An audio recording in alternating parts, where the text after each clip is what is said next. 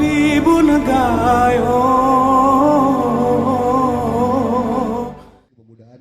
Saudaraku, Musyawarah Daerah atau Musda Komite Nasional Pemuda Indonesia atau KNPI Benar Meriah telah selesai pada Sabtu 1 Oktober 2022 lalu di Gedung Empu Beru, Kabupaten Benar Meriah. Dari hasil Musda 3 tersebut, terpilih Sandi Pangestu sebagai Ketua KNPI Benar Meriah. Namun, hal itu menjadi sorotan dan dianggap ilegal oleh sejumlah organisasi kepemudaan atau OKP di Kabupaten Sengeda itu.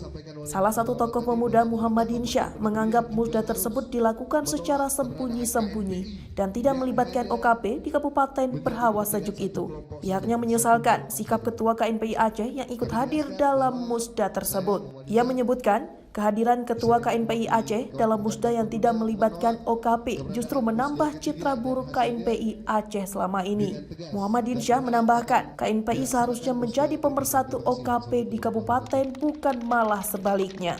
Selanjutnya, tokoh muda Benar Meriah lainnya, Sadra Munawar, mengajak OKP di Benar Meriah untuk menolak Musda tersebut.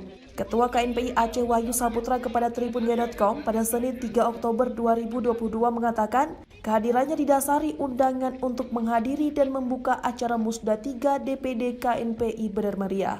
Wahyu menambahkan, pelaksanaan Musda berjalan dengan baik, dimulai dengan acara seremonial dan dilanjutkan dengan sidang-sidang pleno sebagaimana diatur oleh ketentuan ADART KNPI. Aturan baku yang dimaksud yaitu melibatkan pengurus kecamatan, pengurus OKP, dilanjutkan tahapan pleno sampai pada pleno pemilihan Ketua DPD KNPI Benar Meriah periode 2022-2025.